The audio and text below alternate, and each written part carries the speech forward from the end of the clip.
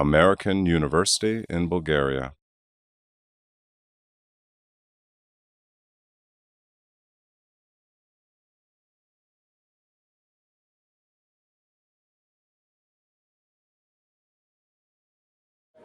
Hi everyone, my name is Ivan, I'm the president of the StartUP Club.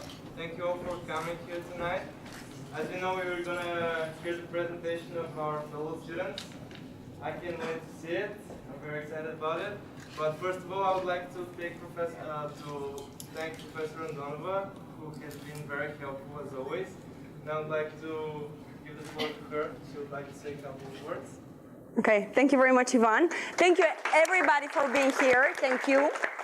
Well, this is your event, and this is the event of your peers sharing their experience with you. So I prepared 3 slides. Hopefully, you already discovered yourself on this one. You checked it? You're on it. Did you find yourself here? You're swimming inside. You're in the fishbowl. Well, the water gives you the habitat, right? The environment that allows your existence. The only thing is that you don't even see it. You don't even notice it. So what this event is about is to create awareness about your environment. And what you want are very, very small things. This is why you're here. Guys, you want a meaningful degree that signals high quality to the job market so that you are hired. And you want some useful and practical skills to get your job done and keep it if you enjoy it. Essentially, your motivation to be here boils down to 1, 2, or both. Well, the way you're trying to achieve this is probably less exciting than it should be. And therefore, these students have figured out an exciting way of doing both. And they are here to help me, and I'm here to help you. And we are all here to create the learning opportunities that we believe are around us. It's just that we are not with the sensitivity to detect them. So who is involved in this project? Well, above all, it's the peers, your friends, your colleagues who were part of the Young Leaders Program and who had a fantastic experience that they will share. I am here as a faculty member of the American University and the Business Department, and I'll be happy to support your initiatives. Procter & Gamble are helping us through their Procter & Gamble Alumni Foundation, and they are happy to offer you a small snack after the event, just outside the auditorium. Junior Achievement is helping us with providing some contacts and city with money so that we get into the bigger network about entrepreneurship here in the region and in the world. This is all I had to say. So the really important people today are you and them. Thank you very much. This is for going forward. Hi everyone, I'm extremely excited to see you here, and first we are gonna lead you through the first steps of entrepreneurship. So, who are we? My name is Dimitrov and I think that you know me. I'm a senior. I'm studying economics and business administration, and what I think that is the most important thing about entrepreneurship, it is a combination of networking skills, of proactive attitude and work, or it is teamwork. So for me, the most important thing about entrepreneurship is the team.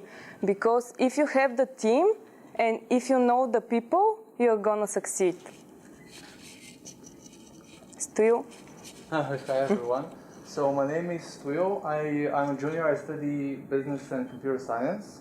And the most important thing I learned about entrepreneurship at the Summer Entrepreneurship Program is that it can be a precise discipline. You can really have all the steps, the ingredients, if you want, recipe in order to have a successful business. And this can be learned.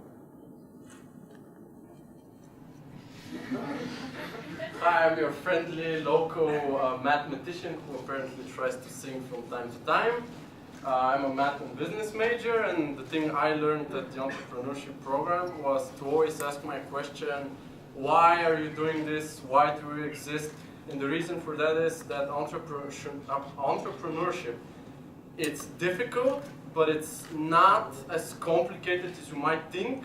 But when you do it, you need to be extremely aware of what you are doing and why you are doing it, with whom you are doing it, and so forth. So you just ask questions, and the most important question is, why are you doing this? All right, my name is Teodor. I'm a bus and post major, but I'm actually a nerd. So in my senior year, I finally realized that I have to take computer science classes because I want to deal with high-tech entrepreneurship. And the most important thing that I learned about during the summer is that I can do it. And by I can do it, it means that everyone should substitute themselves with I. So that means that all of you can be entrepreneurs and be successful. So, how did we meet? Well, we met in AUBG, of course, but during the summer, we got to know each other, and we spent 5 weeks on the Summer Entrepreneurship Program. It is sponsored by America for Bulgaria Foundation, and it is part of the Bulgarian Young Leaders Program. For 5 weeks, we had the chance to go to New York, to Boston, Babson College, and San Francisco. Here we have lectures in Babson College. We had the chance to visit companies like Dropbox and Mass Challenge. We had the chance to go to Silicon Valley and present our ventures in front of USVP investors. And of course, we had the chance to have fun, a lot of fun, because we worked a lot and we slept for 4 hours for 1 day, but in the end, it was worth it.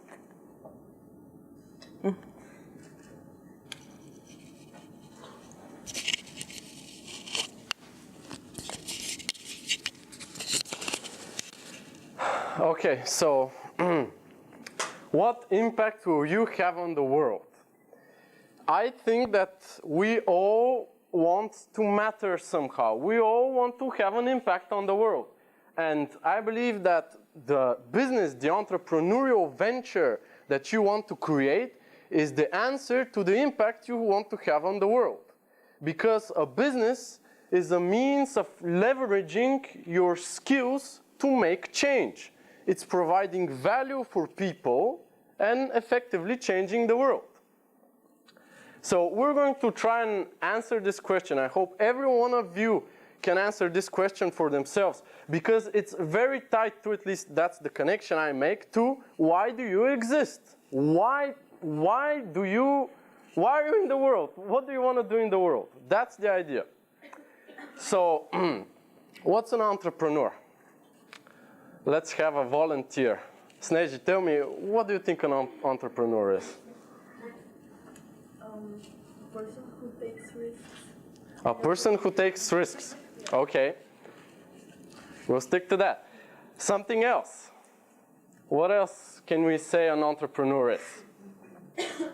Is it a brave person? Is it a careless person? Is it an independent person? Let's have a list here. Is an entrepreneur decisive? Yeah? Okay. Independent, visionary, risk-taking, creative, passionate. Definitely passionate, controlling. Okay, but not necessarily. Not quite. When you're an entrepreneur, you don't necessarily have to make all the decisions. An entrepreneur is not a person who tells everyone else what to do. An entrepreneur is the person who helps things happen. It's not a person who makes all the decisions. It's a good leader who doesn't tell people what to do, but helps them do what needs to be done to achieve a common goal. And that pretty much ties to the independent part. And furthermore, when you become an entrepreneur, it doesn't mean it's you against the world. You have the support of your family, your team, the people you meet here, your friends, and if you waste all the money they give you in the beginning, they'll still love you. I mean, your family, what are they gonna do? Often, entrepreneurs don't have a vision. Like, we all probably don't know exactly what kind of business we want to make or what kind of job we want to have, but that's okay. And also, it doesn't mean that you have to do the most extreme thing. It doesn't mean that you have to do something that no one else is going to do. An entrepreneur is not necessarily creative. Well, they don't create technology as we see. However, an entrepreneur has to be creative in his own way. You have to give your own unique answer to the question, what impact will you make on the world? You are creative in that sense, but it doesn't mean that you're going to invent the wheel all over again. Well, entrepreneurs are passionate, but when you work all day and all night, you might not be that passionate after a few weeks, but you still have to keep going at it. And I'll not bore you. So in summary, most of what you hear about entrepreneurship is all wrong. It's not magic, it's not mysterious, and it has nothing to do with genes. As Teodor said, my lovely roommate, it's an exact science more or less. You can learn it, and it's not that complicated. You just have to ask the right questions and be very aware of the answers. You have to be very disciplined when you do it, because it is really difficult even when you have the support of your family, your peers, alumni, and etc., it's still very difficult. We did it for a few weeks in the US, and oh God, did I want to quit at times. But you have a team with you most often, that when you don't want to go on anymore, when it's 3 a.m. during the evening, and you just want to go to bed and screw it all, they're going to pick up and continue when you can't go on, and you're going to do the same thing for them. Popular views and reality. That's you? That's me. Good, sir. Thank you.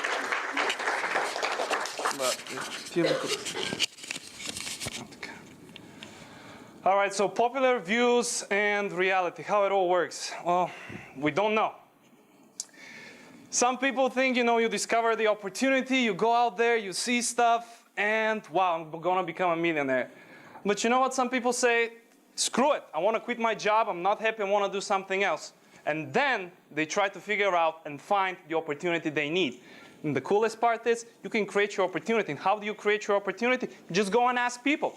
What are their problems? How do they clean their house? How do they clean their house? How can you make it better? And suddenly, you come up with a product, that solves somebody's problem. And they're willing to pay for it, which is kind of the most important thing. Do library research. No, an entrepreneur never sits in the library. Why? Because he's an entrepreneur, and he's trying to figure out new things. We have library research on what? On things that have already happened, but we're not interested in that. So what did we do? It was Sunday. People were hanging out with their families in a park in Boston, chilling out, and you just go to them, and then you say, hi, excuse me, I'm a Babson student from Bulgaria, and I'm a young entrepreneur. Do you mind if I ask you a few questions? And this is what happened. We went and we asked, what do you think of our idea? What do you think we should make it work, and so on and so on. Some people were like, cool, they want my opinion. I like that. Some were like, I'm busy, and so on and so on. When you get rejected 5, 10 times, it doesn't hurt that much. So try it. That's the thing. Go, call people, talk to them, make interviews, but do primary research. Don't sit at your house. Get out of your home and do it. Financial forecasting and resource calculations. Yeah, I wish I had $50 million to build my product. What do I have? I probably have 1,000 level that I've saved something. So these are my possibilities right now. And I think, what do I also have? I have my time, I have the people that I know, I have my friends, I have my family, and so on and so on. And when you figure out what your skills are, what you can use to the best of your abilities and the best abilities of your team, then you can figure out where you want to go. But don't try, you know, I can't do this because I don't have $100,000 of capital. You know, nobody wants to sponsor my idea and so on. Just use whatever you have. And the most important commodity that we have right now is time. We don't have our own families. We don't have a reputation to lose. We don't have hundreds of thousands of dollars to lose if we invested in a wrong decision. We only got our time. So now is the time to act. Analyze competition. Well, analyzing the competition is very important. Why? Because you figure out things that they don't do very well, which you can exploit. And this is where you come in and fill that gap. This is the differentiate part. Write the business. Well, this is my favorite part. How many people think that in order for you to get money, you need a business plan? No? Be honest. Come on. Okay, so you gave me your business plan, and I'm a venture capitalist. Do you know what I'm going to say? Okay, thank you. This is what I'm going to do. Do you know why? Because a business plan tells me nothing. It means that you've sat in a room, you've drafted some stuff, you've written something, but you're not showing me actually what we're interested in. We're interested in the feasibility of an idea. What are the people going to buy it? What do they like about it? How can we change? A business plan is like something written in stone. And that's human psychology. When we've written it, we love it so much that we got to stick to it. But a business plan is written with what we call leap of faith assumptions. And if you don't go out and ask your customers, you'll never figure out if those big assumptions that your business relies on are actually true. And what happens when you follow a business plan with false leap of faith assumptions? You go out of business. And nobody cares about business plans anymore. What they care about is for you to actually be able to make money. Common misconceptions. Founding a company is the best way to get involved. No, no, no. Very often, you get on board on a startup just because you believe in the idea really, really much. And you like what the guy is doing. And you just like the people that you want to work. Just think about it. Entrepreneurship is awful. You get to choose the time when you want to work and how much you want to work. You get to choose the people that you want to work. And you get to choose what you want to do. I know, sounds awful. So this is what we actually do. Everybody in the company is either too hard to get in or catch up. Not true. Why? Well, if you come up with something new, something disruptive, and everybody can think of 100 things that can be disruptive, and they can be you don't need to catch up because you're already ahead of the competition. And the cool thing is, if you want to go against Google, Google won't notice you until you already have about maybe 2 or 3 million customers, which means that you already have a potential customer base. So just saying, don't be afraid of the competition.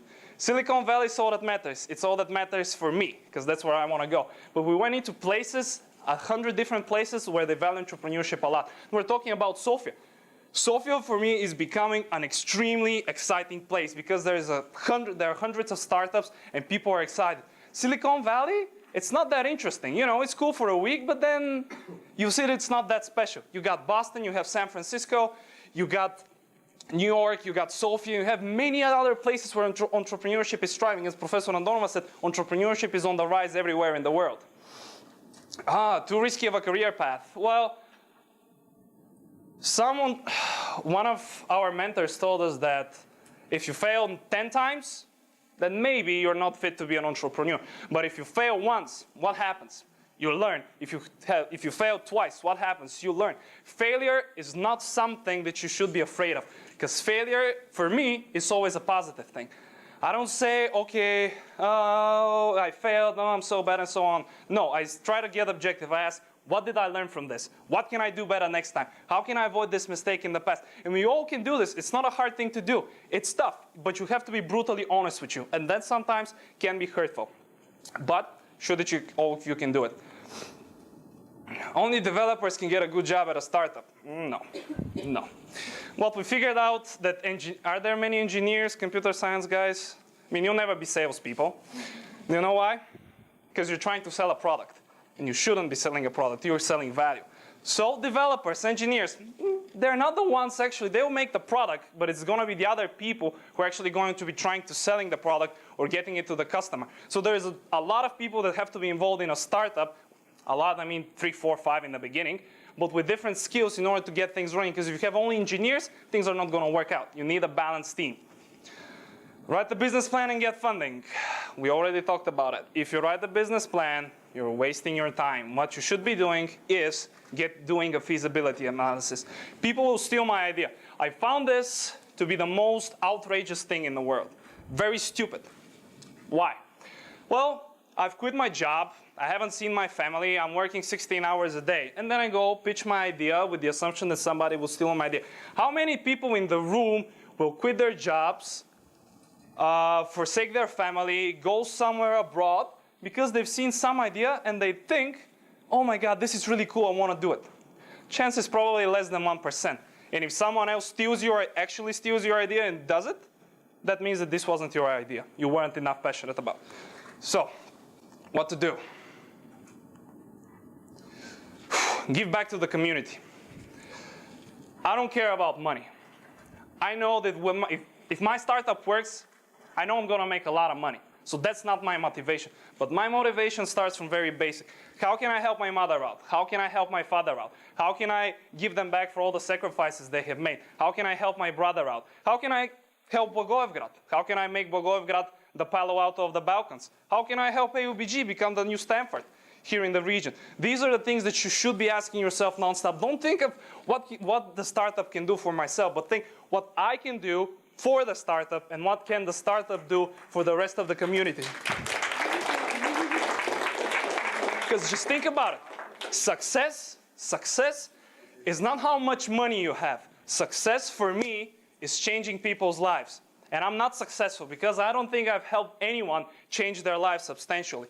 And this is what I want to do. I want to help people realize their own dreams. Why? Because if you only manage to help 5 people, those 5 people, if they're successful, they're going to have 5 more people. So that's what? 10. And then you go into the network and then you suddenly figure out that because of one company, let's say Facebook, you have millions of people who have benefited because of just one individual idea and teamwork. So be prepared to give back to the community just because it feels really good. You know, it feels awesome. It feels great to be appreciated. Learn, practice, participate. Learn, practice, participate. I cannot stress the learning part. It really is. Startup is all about fun. Entrepreneurship is really about learning. I mean, when you get slapped, why did I get slapped? What can I do better? Why didn't I receive funding? What can I do better time? Why did I lose this customer? So on and so on. You know, you make some assumptions that you need to go out and test. Practice. This is the thing. Practice your pitch. Practice your business. Participate. Go somewhere. Ask people. Ask entrepreneurs. The cool thing about our program is that we met hundreds of successful people. And by successful people, I mean people who have started many businesses and all of them are very profitable. And the cool part is, whenever you ask them something, they're willing to respond to your email, set up a Skype interview, help you find someone that you need help to. What else? Help you out with a business idea. Everything that you think of, they can help you just because they love other people. They love young entrepreneurs because they see themselves. What do you really want? I cannot help you with this question. I know for myself, I want to change the world. How do I want to do it? Well, you'll find out soon. But you really got to ask yourself, do I want to make a mark in history? Do I want to leave my name somewhere? Or I'm just going to be another guy that passes away and his name is written off history just like a leaf blown by the wind during fall. Something like that. You have to figure out what you really want to do and aim high. Aim high. Why you should beat yourself down all the time like, I can't do this, I don't have the skills and so on and so on. I think people are more afraid to be great than they're actually being afraid of what is ahead of them. So, as Professor Santinelli said, don't be afraid to be great. Because if you don't shoot for the stars and you look up high, you'll never see what's out there. And if you don't see what's out there, you'll never get there. Yeah, it's not about the... Professor Santinelli, by the way.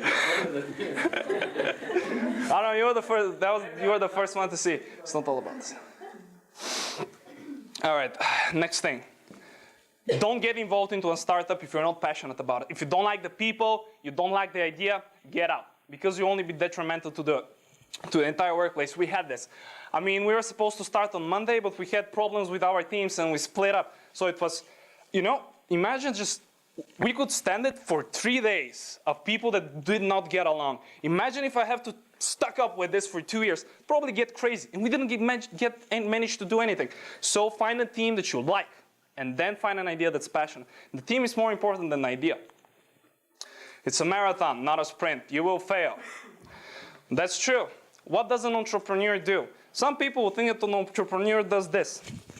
He takes a leap of faith, whatever happens, happens. No, an entrepreneur does, you know, checks things out. You know, I make one small step. If the step is okay, take 2. If the step is bad, I just retreat and go back. So I'm taking it just one single step at a time. I'm not jumping with everything that I have. Just think of Facebook. How did it start? A small assumption. They started small from Harvard, then they went to Stanford and so on and so on. And now they have 1 billion people. This allowed them to figure out what people like, what people lacked in social media before that. And you know, Facebook now is probably, what, $50, $60 billion business with 1 billion subscribers. The journey has just begun. True, I'm 22 years old. I haven't failed a company. Probably will fail a few before I get successful. I don't care. I'm just glad that people support me, people like what I do.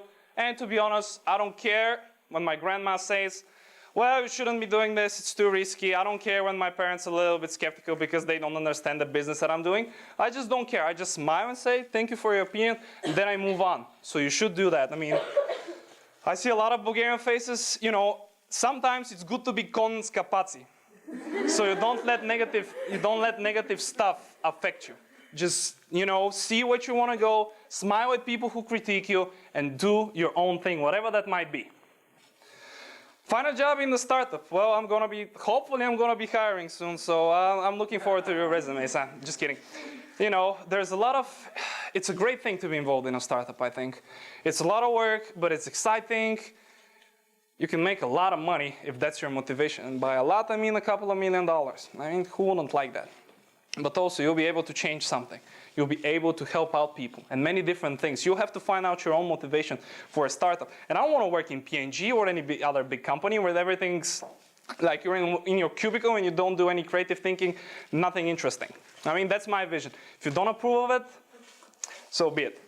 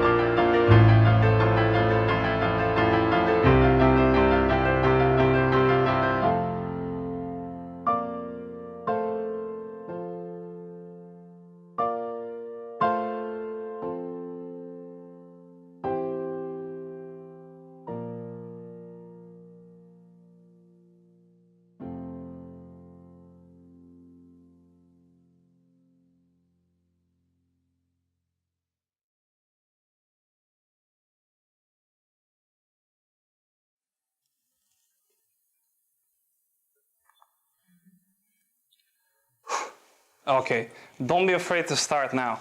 I mean, really, you know, if you want to do it, just do it. Just try it. If you don't take the first step, you will never go wherever you want to go. If you're afraid, you'll never get where you want to go. You know, it's tough. Startup is 30 days of bad news and 1 day of good news. That one day you can be, I got my first customer. It can be, I struck this business deal. I have a distributor. And this one day is where you'll get your motivation to keep pushing for the entire 30 new days that are going to be only bad news. And the coolest thing is that as the future progresses, the good days are going to become more than the bad ones. All right, now the interesting part. So this is what we do. This was our business idea. I'm actually showing you what we presented in front of the venture capitalists in Silicon Valley. Things have changed. I think not drastically, but enough. So we're going to show that again. So, watchboard. How many of you have heard of electronic sports? Yeah, nerds here, probably yes. We're going to rule the world one day. Nerds. So, electronic sports. What is it? Two nerds facing off against each other, each grabbing a keyboard and a mouse instead of a baseball bat. Someone wins, someone loses, just like in life, just like in football. But there has been a shift into who a gamer is. Gamer can be anyone. It can be you, it can be me, it's a fitness fanatic, it's an educated professional. People grew up loving video games. Now, what they also like to do, they like to watch professional gamers play games for entertainment. But I'm actually going to show you what eSports looks like in real life, because I'm sure most of you will be surprised.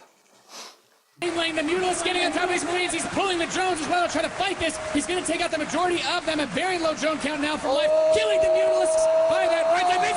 Show 2-1 over Starfield Life. What we see? Oh my God.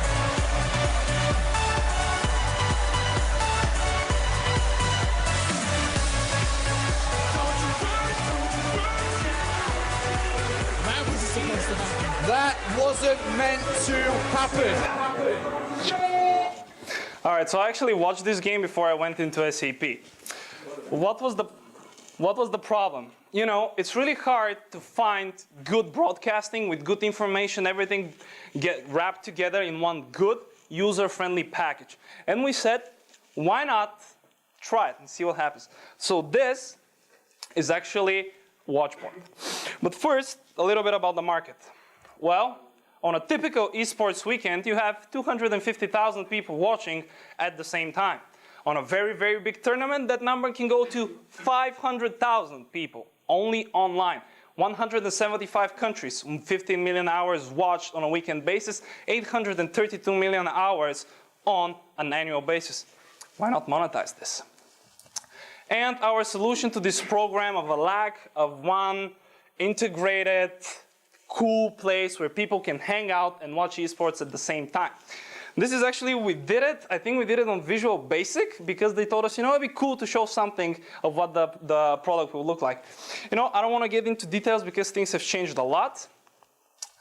So we have our two main competitors, Twitch and YouTube. Twitch is a pretty big name in the esports sphere.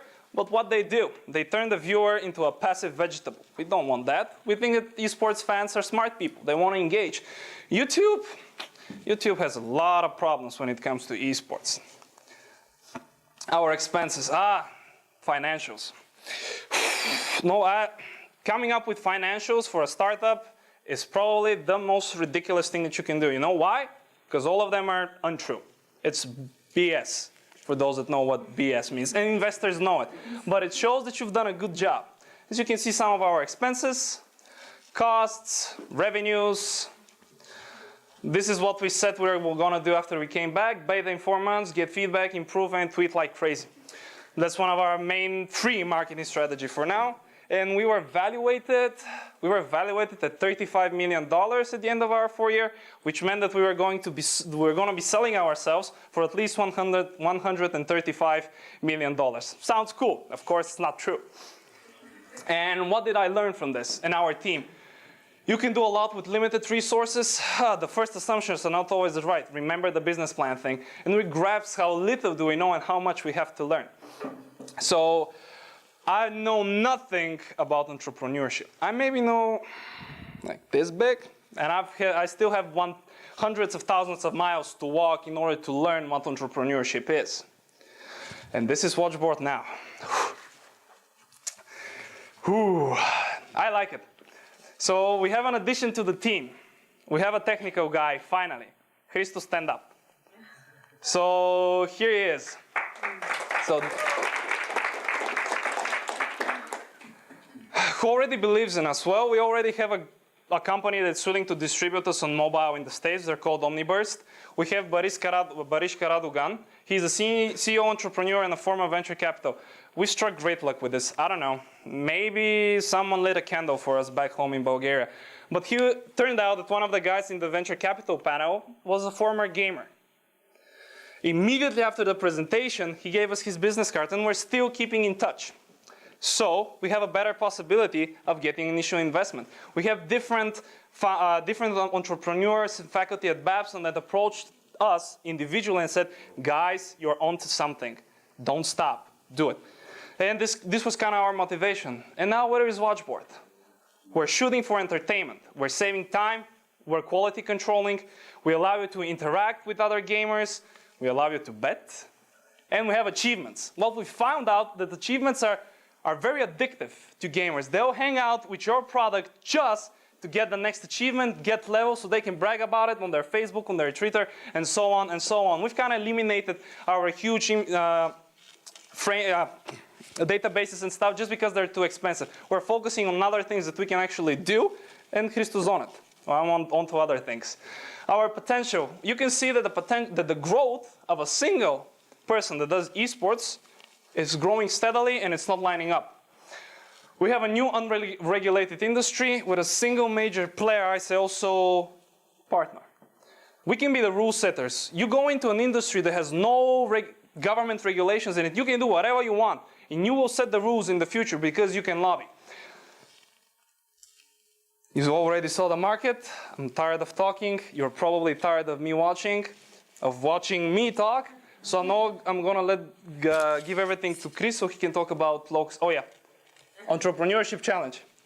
SG's organizing an entrepreneurship challenge. You have the applications on your email. Deadline is gonna be not this week, next Sunday. Get in. We're gonna be doing a lot of workshops, a lot of interesting things. Whoever wins gets 500 level. You can do whatever you want with the money. And now.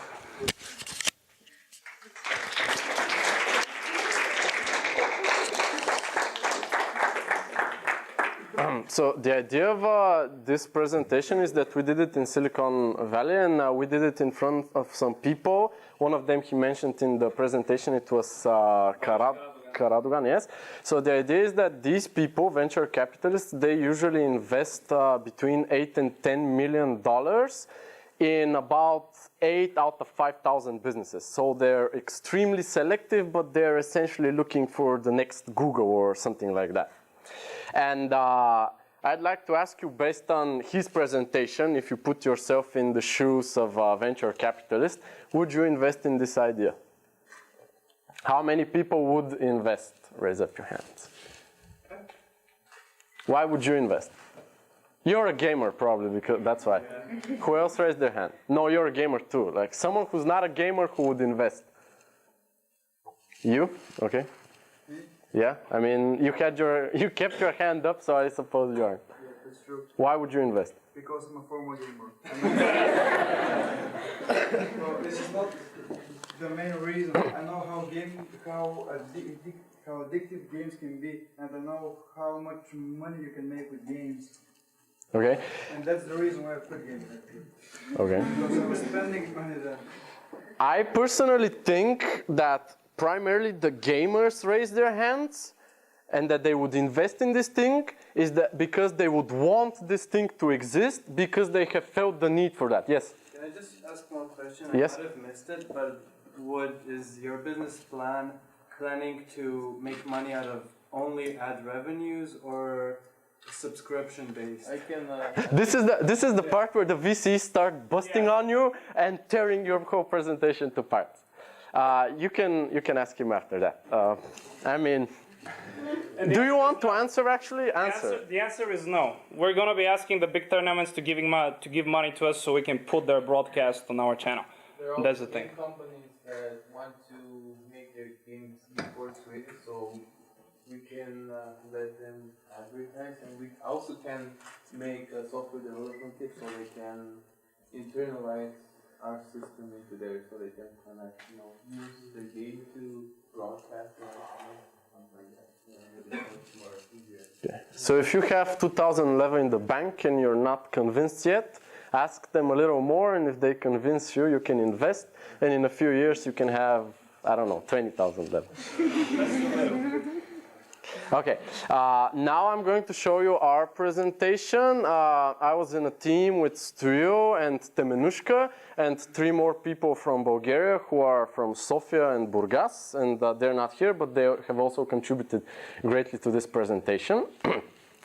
And this is the team. So when we got together and we started to get to know each other, we found out that all of us have had a similar problem. More specifically, and I'll give my roommate Stu again as an example because I love him so much. So the example with my roommate Stu is that when he was in high school, and I was in high school with him again, but never mind. When we were together in high school and we were talking about where we wanted to continue studying, fact is we didn't have a real clue about where we want to study, except besides that place would give us a well-renowned degree, and that perhaps it offers a major that more or less fits what we were good in high school. So for example, Stu, he was good at informatics, and that's why he was looking for a place that had a computer science department, and also he really liked England, and so he wanted to go to Edinburgh. But and that's primarily the reasons he wanted to go there. Truth is that a lot of students really don't have a realistic perception of what a particular career is and what kind of a degree they need to do that specific job.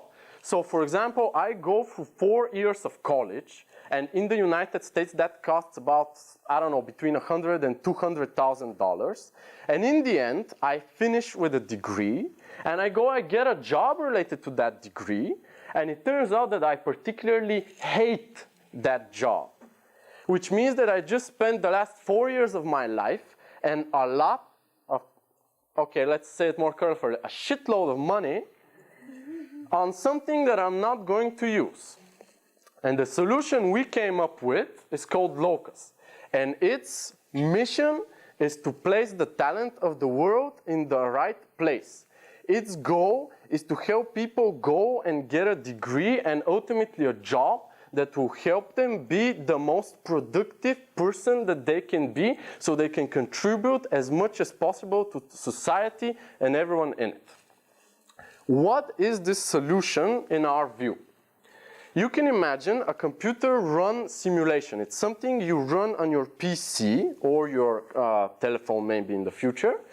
And it has the following. Say it has a business package which has a lot of different professions. For example, in business you can imagine business law, you can imagine accounting, you can imagine marketing, things that are professions related to business and also related to what you learn in a business degree, for example. So in this business package, you have, for example, the accounting profession. And you start going through different levels, which become from more abstract to more realistic.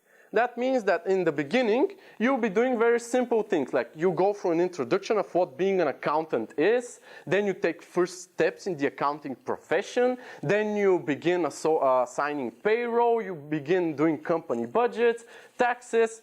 And the idea is that going through these levels, you get a realistic perception of what being an accountant is. So if you're planning on investing a lot of money and time in your education, you ultimately get a job that's going to suit you. So once you go through this accounting package, You get a skills assessment, you get a list of the universities that will allow you to get a degree that will help you become an accountant, and you get a list of the companies that you might work for one day as an accountant. Oops. Here's what a three-dimensional simulation might look like. Here is how you might imagine the locus simulation. You have a three-dimensional avatar, you walk around a three-dimensional world, and you can interact with different three-dimensional screens and interact with an environment. Say you're an engineer or an accountant, and you get to learn what an accountant is. And on these screens, you can see different accounting tasks that you might have to perform. Some of you might recognize this from your accounting classes. And that's the idea of entrepreneurship. Use your resources. But anyway, so who is going to use the locus simulation? Out of the 7 million high school students who in their junior and senior years in the high school, we are going to target 4.5 million of those, which come from households with income above 50,000, because those are the people who can actually pay, who can actually afford the locus simulation. And more particularly, we're going to target the 1 million of those students who take the SAT subject tests, such as math and so forth. The reason for this is that it's a safe assumption, and this is one of our key assumptions, that if you are taking this test, it's usually required for the top universities, Harvard, Stanford, etc. So if you're taking this test, most likely you want to go to this college, which is very expensive, and therefore you're going to be investing a whole lot of more money in your education. Going to Harvard costs about $250,000 for 4 years. So if you're one of these students, you really want to make sure that your investment is well placed.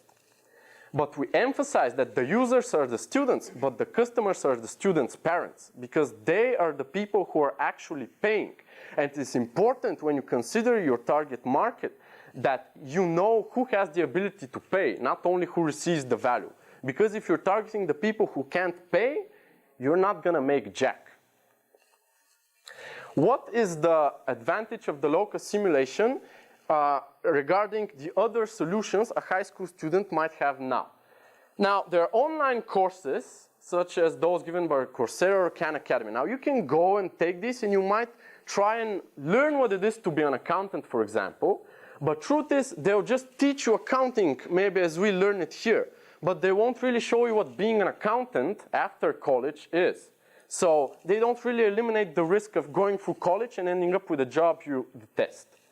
You might go, this NSLC is an abbreviation for National Student Leadership Conference, which is a conference made in the US, which allows students, it creates simulations of different professions for students to actually experience. However, these cost a lot of money, and therefore 5 to 10 days. So we believe that the locus simulation can provide you a lot more flexibility and a lot more time, and it's cheaper.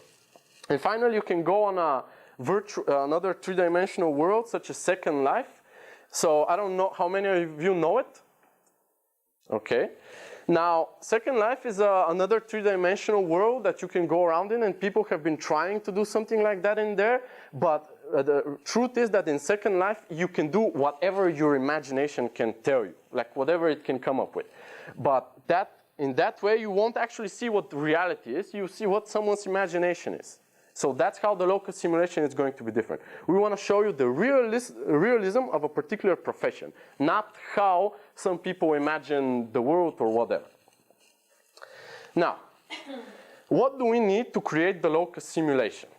We need to work with companies such as Procter & Gamble or PricewaterhouseCoopers, etc., to tell us what particular professions are. We need to work with these companies so they tell us what particular profession is. We're also going to need software to create the actual simulation. We're going to need equipment such as hardware, etc. And we're going to need service providers such as website hosting and game server hosting. So this is something that needs to have a server. And finally, we need a development team consisting of coders, artists, testers, and designers. You need the people who actually have the brains, the technical knowledge to create this simulation. After the simulation is done, we're going to market it using Google Ads and social media and also parent media. We're going to send out sales representatives, which just means that we As Theo said, we're just going to get out of our homes and we're going to go to the universities or to the homes and we're going to say, hello, we're from the local simulation. Would you be interested in implementing this? And if not, why not? If yes, what more would you like to see, etc. So we're going to actually go and ask the career counselors. We're going to speak at educational conferences and we're going to network, ultimately to reach as many high school students in their junior and senior years as possible. Here we have a list of some of our fixed costs, which include consulting, it includes server, etc. I'm not going to bore you with the numbers. And the important thing to know is that what they tell you in your accounting classes about fixed and variable costs is not just to waste your time. It really matters what your fixed and variable costs are. So although your financials are most of the time BS, which I thought was my Bachelor of Science, but anyway, although financials are usually wrong and long, you still need to have some estimates. And that's why fixed and variable costs are important. Our revenue, actually how we're going to make money, is going to come from selling the local simulation, which is going to cost $75 per package. So for example, I go online and I buy the business package for $75. Then I might want to see, okay, maybe I like accounting and marketing, etc., but maybe I want to see what being an engineer is. So I pay an extra $75 to get all the engineering packages, or yes, that for example. We're also going to have in-ad placements and round-ad placements, which just means that inside the actual simulation, if we're showing what it means to be an accountant, we can, example, have an advertisement of Procter & Gamble or Price Waterhouse and Cooper. So that's what it means to have in-ad and round-ad placements. And here is a projection of our sales for the first 3 months. So first 3 months, then the first 4 quarters, and then the first 5 years. So notice here that they double each year, our sales. This is a fairly safe, a fairly conservative estimate about a business that develops online. And our target market share in the first 3 years is going to be about 2%. So these 11,200 are exactly about 2% of those 1 million students I told you about earlier. Here we have a lovely graph of our revenue and costs. So here you have our costs and our revenue, which clearly show that we will break even during the second year. So now, a time frame of what we would have to do now. We will need to hire the development team. We will need to generate awareness about the local simulation and build a prototype. So when it comes out in 6 months, we can have a lot of people test it and give us feedback. And in the end, after 1 year, we can give the official launch to the local simulation. After we give the official launch, we're going to create additional packages. So in the beginning, we're going to begin just maybe with the business package and then progress with the engineering package or whatever other packages we can think of. We're going to bundle them in price. So for example, if I want to buy 2 packages, which are $75 each, you might get 2 for $100 or for $120, something like that. We're going to connect with more companies so we can represent even more professions realistically. And in 2 years, we can even think about talking with the government or promote it to college students, expanding our market to governments and college students. And we might also want to put it on a mobile application because mobile is obviously getting bigger.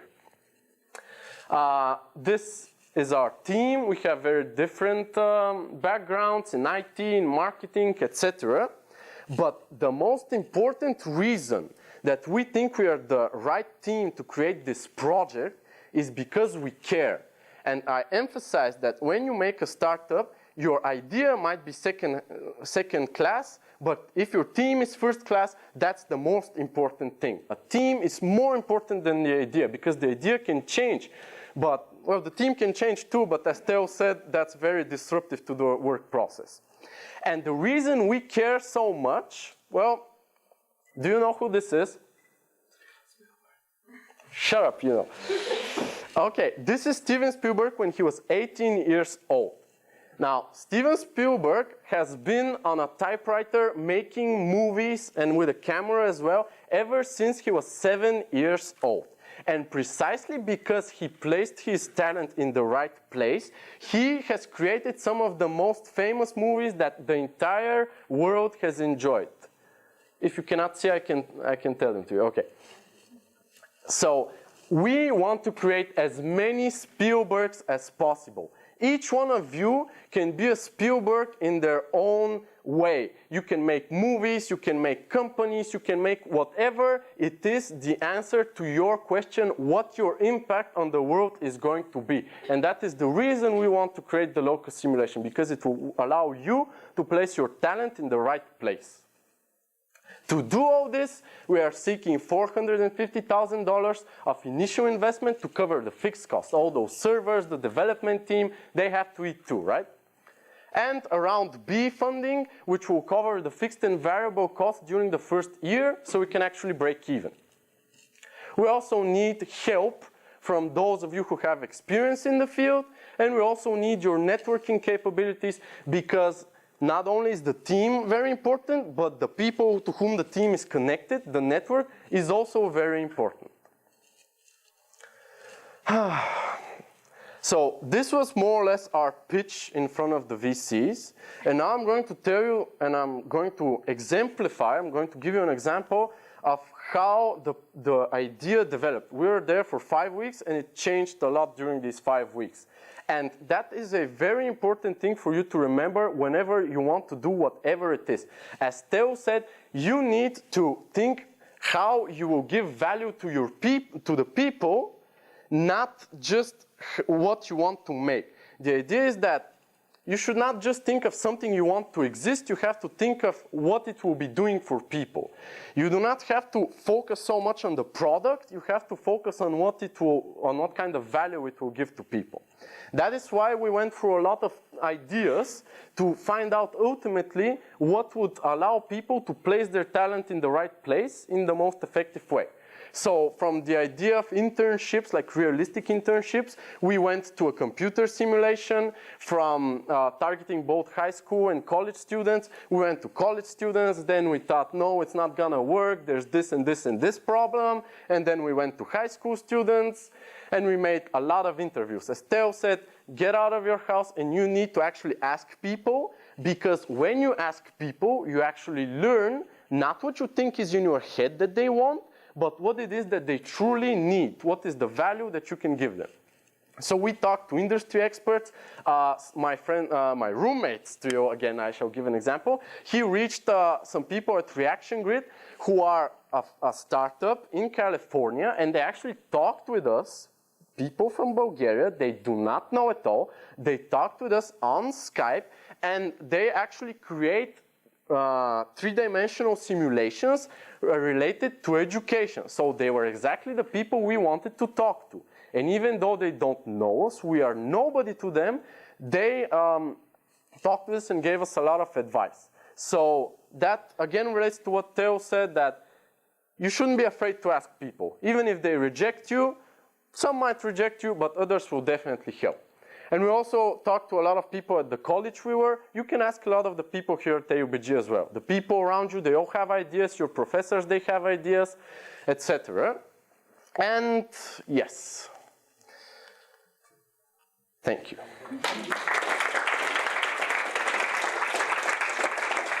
So what I did now was not really how I would have done it in front of the VCs, because I wanted to say some things to you, some pointers that I thought were important. But based on what I told you about the business idea at this stage, would you invest? How many people would invest? Raise your hands. Okay. Well, I'm very flattered, but the main problem we had is, what do you think the main problem is then? I shall ask you. What do you think the main problem was with this presentation? What's the main problem with all I told you? I guess if so many of you raised your hands, I was convincing. But what's the problem? Do you see a problem?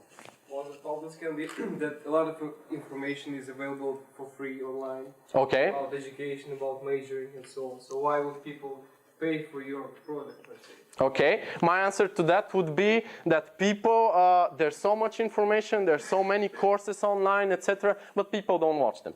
They don't read them, and it's not interactive. About only 10% of people in Khan Academy or Coursera, was it? Only 10% of people actually finish their courses. So like people are not inclined to go through all of this information, but we want to make it engaging. I think you probably are going to have a problem with your consumer, not with your customer.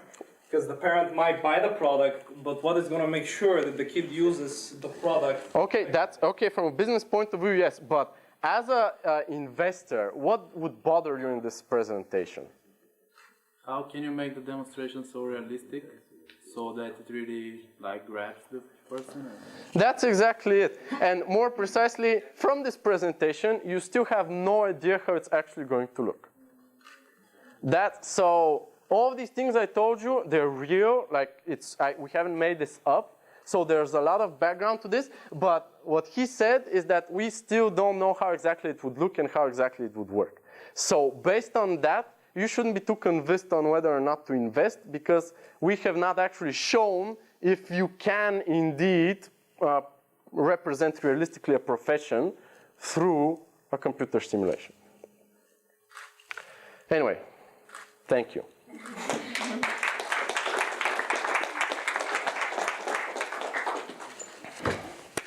Well, some closing words and the invitation to join us for. Thank you guys for the awesome presentation. It was very interesting, and I hope you all enjoyed it. So now I would like to invite you all just outside the auditorium. We have a little reception, and we can continue with a little networking, and who knows, you might find a job in a startup company, or Locus might find their investors. Thank you again, and I'm gonna see you outside.